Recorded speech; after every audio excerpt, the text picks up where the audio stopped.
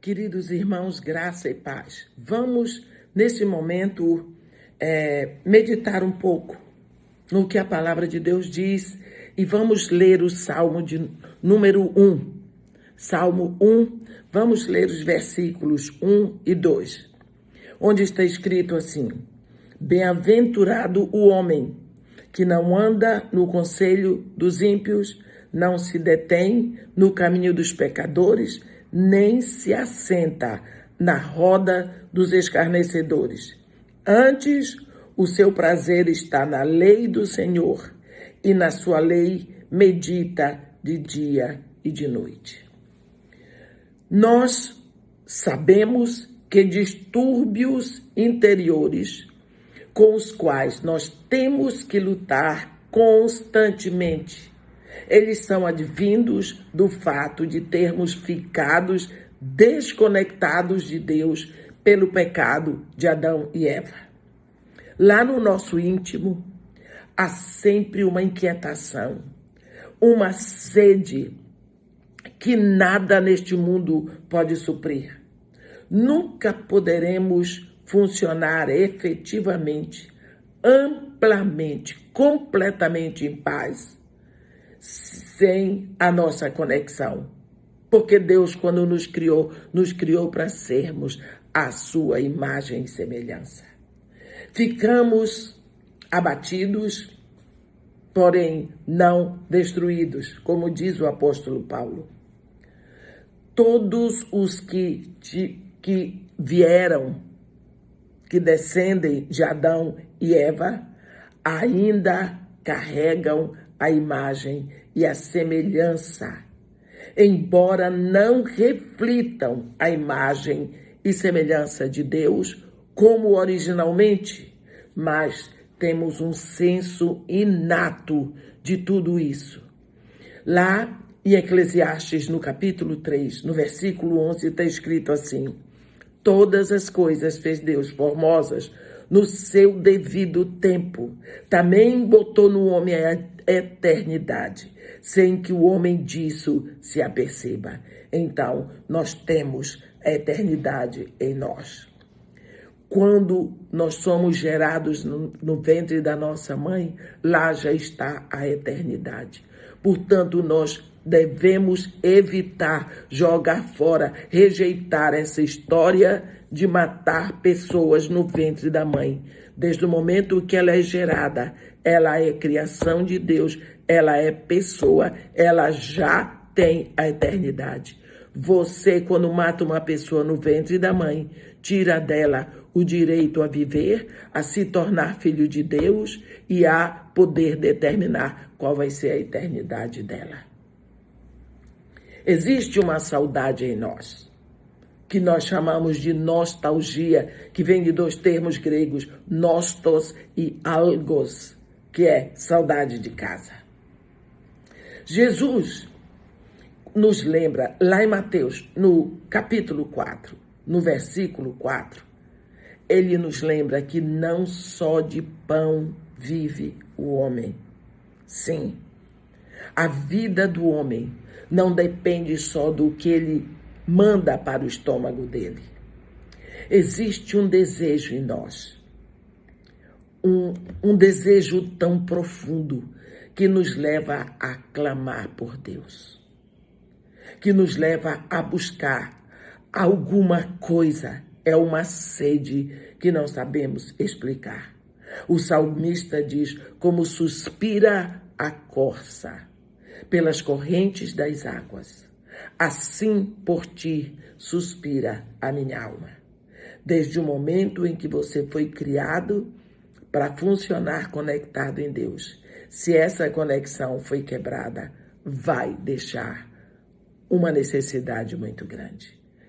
Fomos colocados de início para viver num jardim feito por Deus. Expulsos com Adão para viver separados e sob maldição, porque Deus disse a Adão: por tua causa, amaldiçoada é toda a terra, toda a natureza ficou sob maldição, toda a descendência de Adão. porque nós temos o DNA de lá. Tão triste saber que tantas pessoas estão morrendo agora, sem saber que seus clamores mais íntimos, que o mundo não pôde satisfazer, poderiam ter sido satisfeitos numa relação com Deus através de Cristo. Quando Deus estende a mão, Ele entrega uma ponte que atravessa o abismo que nos separa dele. Essa ponte é Jesus Cristo. É tudo aquilo que Deus quer de nós. Que nós andemos por essa ponte que Jesus Cristo chama caminho. Ele diz lá em João 14, eu sou o caminho. Eu sou o caminho. Que caminho é esse? O único que leva direto ao Pai. Ninguém vem ao Pai senão por mim. Muitos caminhos levam a Deus para julgamento. O islamismo leva a Deus para julgamento. O espiritismo leva a Deus para julgamento. O hinduísmo leva a Deus para julgamento. Seixonoye, tudo por aí leva a Deus para julgamento. Mas ao Pai é só Jesus. Ninguém vem ao Pai senão por mim. Então, indo por Jesus, nós chegamos ao Pai. Lá em João 7, no versículo 37, Jesus diz, quem tiver sede, venha a mim e beba. Ele está falando dessa sede interior, desse desejo de algo que sacie, porque nada neste mundo pode saciar. Deus tomou providência para que a nossa sede interior seja satisfeita, seja saciada. Jesus, lá em João 7, no versículo 37, ele levantou e exclamou em voz alta, gritou. Ele não aguentou ver tanto cerimonial no último dia da festa dos tabernáculos. E o povo ainda sedento. Ele tem a água que sacia a nossa sede. Ele exclamou, quem tiver sede, venha a mim e beba.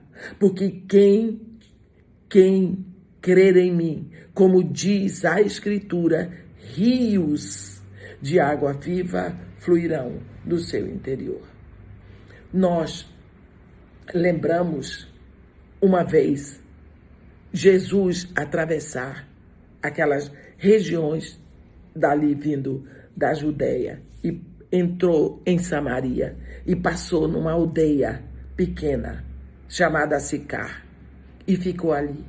Havia uma mulher que nós conhecemos como mulher samaritana, que era uma mulher que a sede dela estava exposta e estava exposta de uma maneira crucial. Ela teve o primeiro marido, foi para o segundo, foi para o terceiro, foi para o quarto, foi para o quinto e estava no sexto, mas já não estava satisfeita. Isso era um escândalo naquela época. Como as mulheres é que tinham que trazer água para casa, e as mulheres iam de manhã muito cedinho por causa do sol, e eles tinham que abastecer a casa de água. E depois elas iam no final da tarde, porque o sol já não estava tão quente. Então ali, aquele poço era o lugar onde as mulheres se encontravam. Muitas mulheres, muitas. E nós sabemos que onde tem mulher tem conversa, se fala de tudo. Ali era o lugar de bate-papo delas. Quando a mulher samaritana chegava, com toda essa pinta de estar no sexto marido, as outras torciam o nariz. As outras não queriam conversa com ela. As outras se afastavam. E ela, por causa disso, não ia na hora que as outras estavam lá. Ela ia ao meio-dia. Porque não tinha ninguém. Era só o apino. Mas ela não tinha que se aborrecer. Ela não tinha que sofrer essa rejeição. Um dia ela chegou lá, acostumada a estar sozinha. Nesse dia tinha alguém ali. E não era outra mulher. Era um homem. E esse homem era judeu. E quando ela chegou, ela deve ter tomado um susto. Ela nunca imaginou que ela ia encontrar principalmente um homem ali. E ele disse para ela: mulher, dá-me de beber um pouco da tua água. E ela aproveitou para descartá-lo, dizendo: onde se viu? Como é que pode, sendo tu judeu, pedir água a mim que sou mulher, e mulher samaritana? E ele virou muito, com toda a liberdade, e disse para ela: se tu conheceras o dom de Deus, tu me pedirias, e ele te daria água viva. Se tu conheceras, se tu soubesses quem é aquele que te pede, dá-me de beber, tu lhe pedirias, e ele te daria água viva. A mulher pensou: mas que esse homem é judeu, ele não devia nem estar aqui. Judeu não fala com uma mulher. E se ela for samaritana, ainda é pior, porque eles nos consideram piores. E ela disse para ele: olhe, você não tem com que tirar água daí do poço, e o poço é fundo. Como é que você tem água viva? Ele disse: olha, quem beber dessa água tornará a ter sede, mas quem beber da água que eu tenho para lhe dar, nunca mais terá sede. Pelo contrário, a água que eu lhe der formará nele uma fonte a jorrar para a vida eterna. Você vê que Jesus Cristo está falando de uma outra água. Jesus Cristo está falando de outra sede. Não apenas a sede que estava na vida daquela mulher, procurando suprir as suas dores, as suas faltas interiores de marido, buscando proteção, buscando amparo, buscando pertencer. Era essa sede que ele estava falando para ela, a sede que ficou da nossa desconexão com Deus.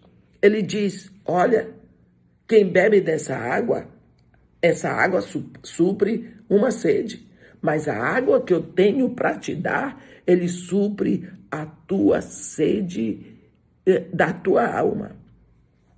E ela chegou a ponto de dizer para ele: olha, então me dá logo dessa água, porque eu não tenho que vir buscar aqui. Ele disse: eu dou, mas vai chamar teu marido. Olha, Jesus Cristo tocou lá no problema, lá na dor dela. Ela mudou de assunto, porque todas as vezes que alguém está conversando e toca no ponto que dói, a gente muda de assunto. Ela passou para assuntos espirituais. Vejo que tu és profeta, nossos pais adoram aqui nesse monte. Tudo isso é da alma. E ele disse para ela: chama o teu marido, porque o problema daquela mulher era marido. Por quê?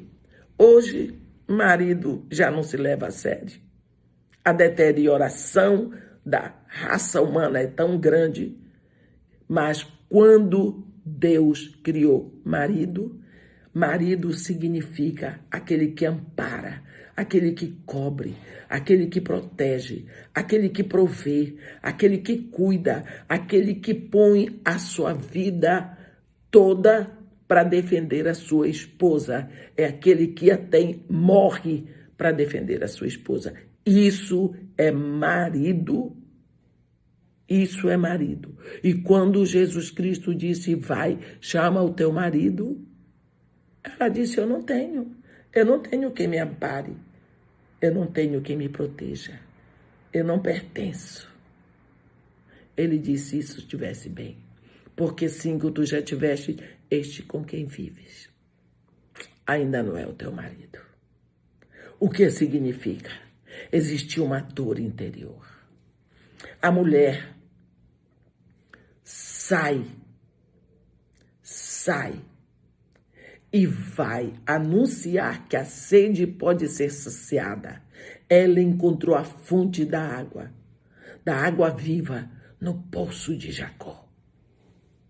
A água da mulher que ela tinha não saciou a sede dela, mas a água que Jesus tem para dar, essa vai saciar a sua sede. Entra no teu quarto, fecha a porta. Ora ao teu pai em secreto. Abre o coração para ele.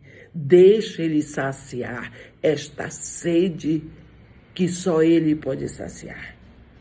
Não jogue fora esse tempo que você está aí nessa quarentena.